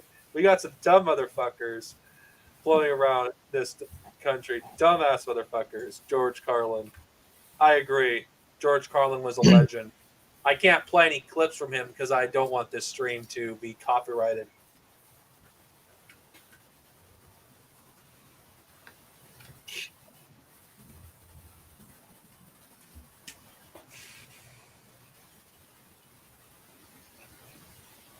I have run out of things to say. So do you have anything else you want to add before I end the stream? Because I have nothing. I have run out of things to say. All I have to say is I hope Caleb Maupin gets a job at a tofu restaurant because tofu is made of soy, and it's punishment for letting Haas insult soy, which is a staple of Chinese cuisine. I forgot about Caleb Maupin before you brought him up. I actually have no sympathy for Caleb Maupin losing his job at RT. I have no sympathy. None. I have none. Considering he makes a lot of his money through his fucking donations from his fucking dumbass followers. He has fucking Patreon. He makes money off that too. He has a fucking rich fucking father. It's like, I have no fucking sympathy for Caleb Maupin. I have none. And we're expected. Yeah. Yeah, it's kind of funny because he has his like members only streams, and it's just like, does he just always like repeat himself? Like, why are you paying money just like hear stuff he already says for like free? You know what's funny? Caleb Maupin criticizes other people for having an echo chamber, yet his entire YouTube channel, Twitter, is a fucking echo chamber. On Twitter, good luck trying to argue to have a conversation of Caleb Maupin, because the moment you make a point, he'll block you. Hell, there are times you may not even have to to say anything to get blocked. I mean, there's people I've known on Twitter that have gotten blocked by Caleb Maupin when they never even heard of him. Well, he blocks everyone who challenges him or has the capability of challenging him. It's like he's pathetic. I mean, seriously. Oh, he blocked Danky Kang, then unblocked Danky, and fucking went back and forth with Danky for almost 2 weeks. Oh yeah, did you see on Twitter like Vosh and J.K. Rowling are actually beefing with each other? What? Bosch and J.K. Rowling beefing each other. Why? Vosh said that women should like shut up, and then like J.K. Rowling got mad, and she actually like screenshot and like made a tweet about it. The transphobe versus the transphobe. Vosh and J.K. Rowling fighting amongst each other. That is fucking hilarious. You know, it'd be funny if Caleb Maupin worked at Burger King.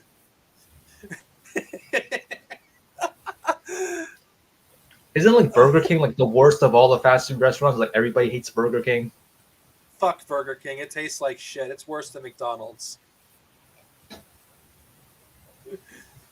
It's like, it's so ridiculous though.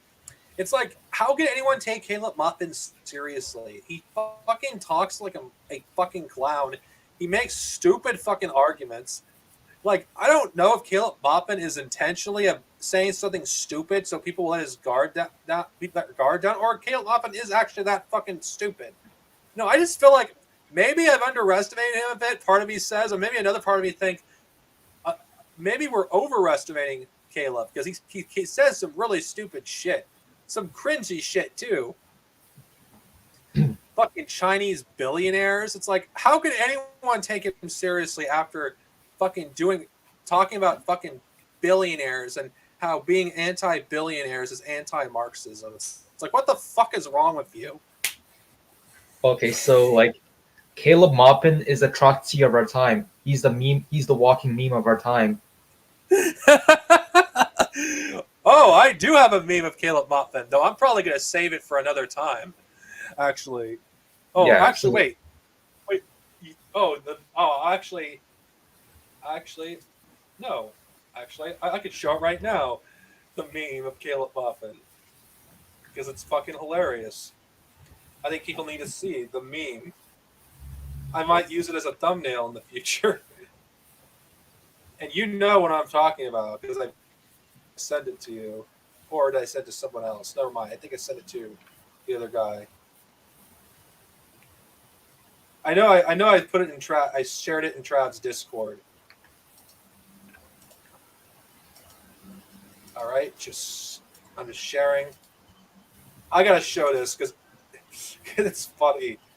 I'm probably gonna piss off a Maupinite, but you know what? I don't care.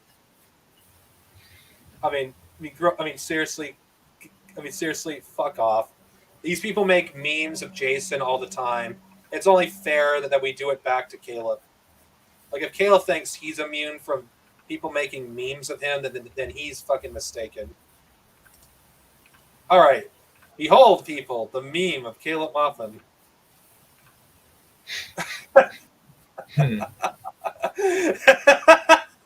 I'm sorry, I had to share it. It's fucking funny when the RT money stops coming in.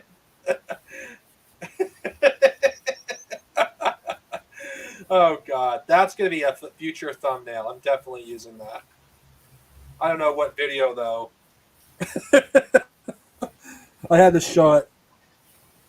But all seriousness, though, I don't like talking about Caleb Maupin. I've been doing it for God knows how many streams now, but I feel like I cannot not talk about Caleb Maupin because he's a problem. Same thing with Vosh. These people and Haas, and Hakel, they're all the fucking same. Their stances aren't that much different. I mean, Caleb Moffin's fucking always talks like a fucking neocon. So does Vosh. None of these people fucking are any different. The only difference is Caleb is pro Russia and Vosh is pro NATO. That's the only difference. That is the only difference between the two. Their stances are pretty much the same. Yeah, well, Vosh may like do virtual signaling once in a while, or as he stopped doing that, I don't know. I haven't watched Vosh in years, and don't watch Vosh. Anyone who's watching this, don't watch Vosh. It's not. Oh yeah, another difference. So Vosh jerks off to Lolly, Moppin jerks off to FDR. Oh God, I'd wipe that from my mind. I can't even. I can't even fucking, you know. Oh God. Oh yeah, I better just do this. Charles Manson. Imagine someone took Charles Manson and put Caleb Space on him. No. Caleb Moppin is Black Hammer for white people. Black Hammer for white people. I forgot Black Hammer existed. Black Hammer is a Fed organization. Definitely. I wouldn't be surprised if they're feds. If they're not feds, then they're youthful idiots.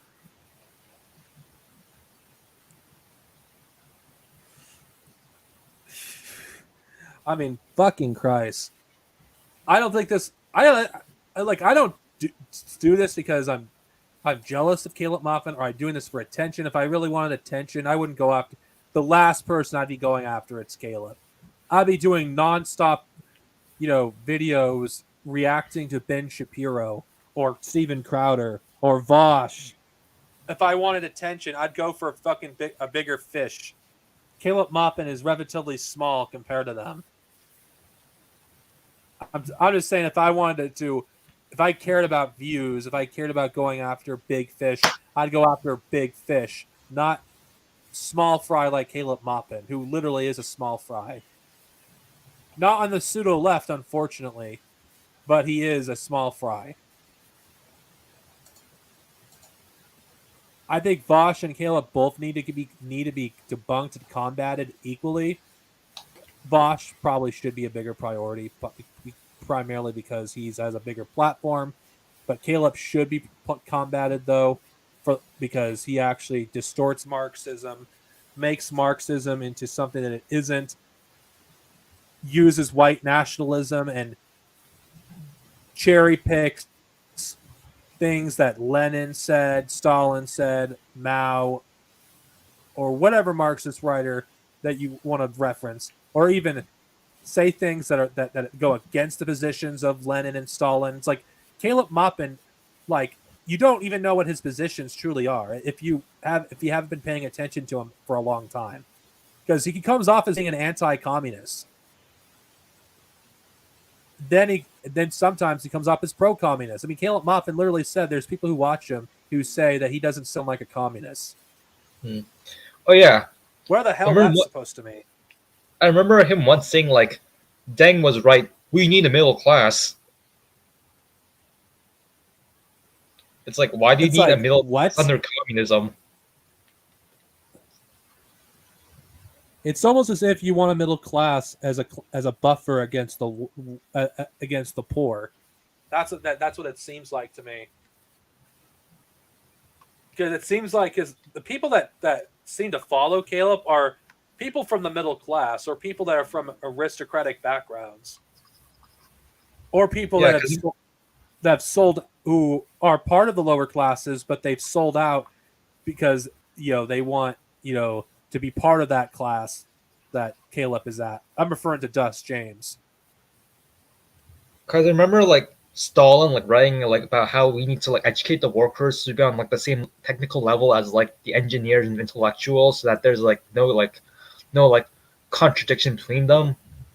Yet, Moppin is here, we need a middle class. And it's like, oh. The middle class is what causes the divide in the first place. I mean, every time there's any benefits that help the poor or the disabled, the middle class rave against it. Like, read Automated Inequality. It is an eye opener, and it will make you look at, you know what, the middle class are a problem. If you're trying to fight for socialism, that if you try to appease them, you're never going to, because they're the most anti-communist of any group, more so than in a lot of ways than the rich. The rich are anti-communist by nature because they're part of that class, but the middle class are going to be more vocally anti-communist because they have a lot more to lose. Well, yeah, so I'm guessing it's because they're like a dying class, like the labor aristocracy, so they're more gonna like lash out and be reactionary, whereas the bourgeoisie, they're still fine for now, so they're gonna be more tame. Yeah, the bourgeoisie is nowhere near as dangerous as the middle class, because the middle class have done far more damage than the ultra rich could, because they are essentially their foot soldiers. But eventually, the middle class is going to shrink. It is shrinking, even though you have some people say it's not. I don't agree with that. I mean, yeah, the middle class may be getting richer, but those people who are people who are been the middle class for years. Like, you know how like Maupin keeps talking about like Malthusianism? Yeah, If you think about it, it's actually against the bourgeoisie's interest to be Malthusian. If anything, Malthusianism is really only a trend among like the labor aristocracy. yeah. The real Malthusians are actually people that are against the poor in every single aspect, or don't support the interests of the poor. I mean, how are you not a Malthusian if you support the middle class? Then you support a class structure that's against socialism. The eventual goal of socialism is to get rid of these structures. Okay, so like with the bourgeoisie, right? They want more people to like sell their surplus products onto, and they want like more like reserve army labor in order to keep wages down. So Malthusianism goes against their interests. Whereas with like the labor aristocracy, that like they view like poor people as like competing for like the same job. So they're keeping my wages down. It's like yeah. So it makes more sense for the labor aristocracy to be Malthusian, not the bourgeoisie. Well, I think the bourgeoisie is Malthusian to a degree, though I not mean, to the degree of the labor aristocracy. well, I think there might be some members of the bourgeoisie who are Malthusian, but it's not really like a tangible trend among the bourgeoisie. Yeah, I can see your point, but I'm just saying that Caleb Maupin, with the kind of socialism he supports, it's not socialism, because what if poor people still exist and you still have a class divide? That is not fucking socialism. That's just social democracy. I mean, I know you're not going to completely, under socialism, get rid of poverty, not completely, but you could reduce it. It's like having a middle class does nothing but make communism impossible. You cannot, because communism, the end goal is to not have classes. That's the whole point. If you don't support abolishing class, then you're not a communist. You're not. So under early stage communism, there will still be like bourgeois right, but there won't just. But it seems that Maupin just wants a middle class for the sake of having a middle class. Yeah, it's mostly to preserve his own interests, because he knows under socialism his class would be threatened, that his class would be withered away over time, and that the whole point of getting to communism is to slowly, which will happen over decades, abolishing class to the point where the whole class structure doesn't need to exist. That's the whole point. And of course, that's a discussion altogether of how long it would take to build such a system, to build communism. I think it would take a few hundred years, at least, at the very least, after socialism is fully established. But with Caleb Maupin, the kind of thing he wants he just wants a FDR with extra steps. That's just what he wants. He wants America to go back to FDR, and FDR wasn't really that great for most of the population, because those who weren't fortunate enough to benefit from the reforms at the time stayed in poverty. It's like the middle class. Yeah, it is responsible for building the modern middle class in America, which is fading because Reagan and his administration basically dismantled the New Deal. That's what these PAC socks want, another New Deal. And how are you going to pass a New Deal? And I think Caleb Maupin's entire goal is unrealistic, because let's be real. Let's exclude our dislike for Caleb, our strong dislike for a second, and let's talk about a New Deal in America. What the hell would it look like? How would you actually accomplish such a thing? Because Bernie Sanders is much closer to FDR than any person alive today. And I'm just being real. The closest thing we have to FDR is Bernie Sanders. And if you can't get someone like Bernie Sanders as president, what hope do you have to even have a New Deal? What hope do you have? You can't do it if you can't even get Bernie Sanders in office. Because Bernie Sanders is the closest thing we have to an FDR.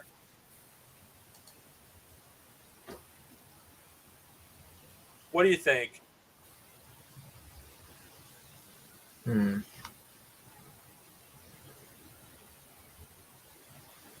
So I think, yeah, so the FDR like days of like social democracy where like the middle class was the strongest, those days are never coming back.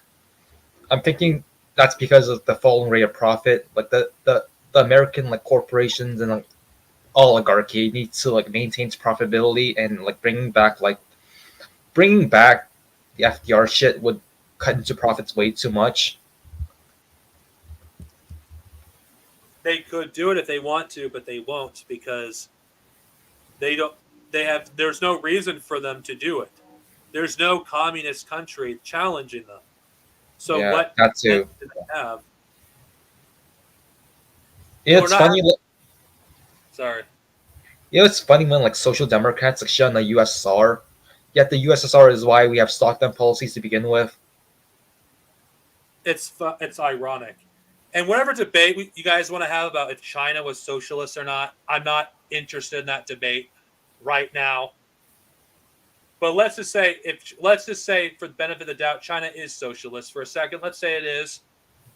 What incentive the bourgeoisie, the people who run this country, they're not like their parents, and for some instances, their grandparents. They're very short-sighted. They don't see the long-term goal, gang of giving concessions to the working class. They don't see the benefits. They don't. I think a lot of these people, they're much more wealthy than their parents were. They live in a different world. I mean, literally, these people live in a completely different reality that they can't comprehend, that this empire is collapsing. There's those who do see it coming, but I'm just saying they're just unwilling to do what's necessary to preserve the empire. And that is why America is going to fall. It's not going to be a foreign power. It's going to be an economic crash. And you're going to see more than ever before the bourgeoisie unwilling to do their part to save this country. You don't have an FDR that will say, no, we have to do this, because if we don't, we're going to have a uprising. They won't do it. They're not willing to budge on this because they have no interest to do so. They have not been challenged for so long by a socialist power. Whatever you think China's socialist or not is not relevant to this discussion. But we're going by what they think. Because when the Soviet Union existed, they were constantly on their guard. And when the Soviet Union was getting weaker, that's when they started to just slowly dismantle the New Deal. It hasn't been completely dismantled, but it might as well not exist anymore. They're slowly looking to revert America back to what it was before the Soviet Union existed. I wouldn't be shocked if eventually they privatize Social Security and Medicaid and everything that the working class gained during the time of FDR and after.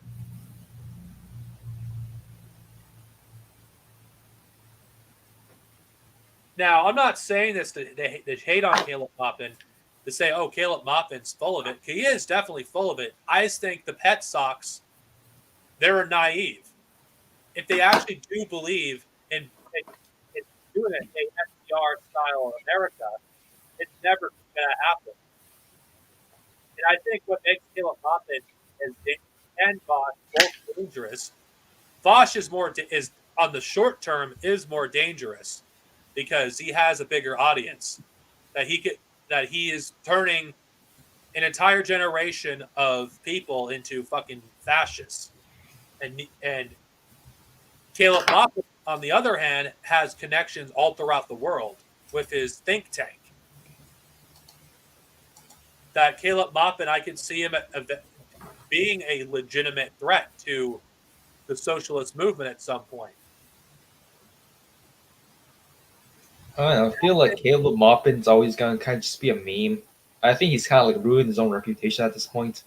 Well, I actually do think we shouldn't underestimate Caleb Maupin. Like I think like the moment he like wrote the Bread 2 book, he lost all credibility. Like pretty much, he's just now basically just some internet meme lord at this point. Well, I would agree with that, but I think that's dangerous though, because if he has connections to the real world, unlike Foch. That's why I'm saying maybe we should keep an eye on Caleb. Because this whole section I'm talking about just now regarding FDR, it's mostly appeals to his followers who are trying to push for an FDR style America. It's mostly applying to them because all these people who follow Caleb and Caleb himself, they're just conservatives in denial. They're denial that they're conservatives, that they're not fucking communists, not in the slightest. Because if you have the same positions as your average Republican, then what the fuck are you?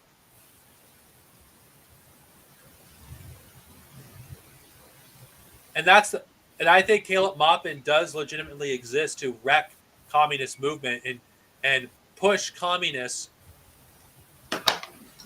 Okay, I'm maybe overthinking this. Maybe I'm taking Caleb too seriously, but I'm just saying it's not out of the realm of possibility. After all, he worked for RT. He never criticized anything that Russia did. He always was 100% on Russia's side. Despite the fact, he says, oh, RT doesn't control me. Well, where's his criticism towards Putin? Or what Russia's doing? And why the hell does he care about Donbass now when this shit's been going on since 2014? Where the fuck was he? It's almost like they don't care about genocide or fascism unless it's convenient for their talking point when it gets people to uncritically support Russia.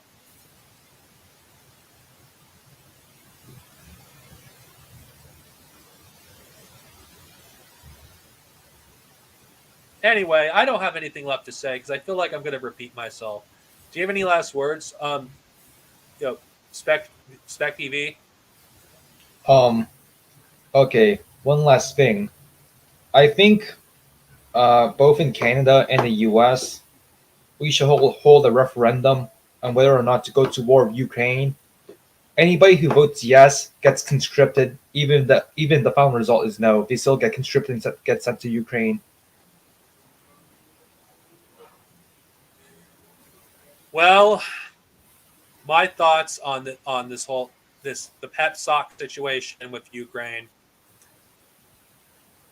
They don't care about Ukrainian people. They don't care about the victims of the Ukrainian government, because I never heard them once talk about the racist and fascist violence that African and Indian students are suffering from. None of that. I don't hear them talking about the overt racism in Western media regarding immigrants from the global South. None of this. I think the Russian invasion of Ukraine has exposed everyone. The pseudo left, as they're just fascists, and the liberals are even more fascist than your average conservative. It's like, holy shit. So yeah, don't be surprised if I talk about Ukraine again, because it's the biggest story. No to war. That's my last thing I'm going to say.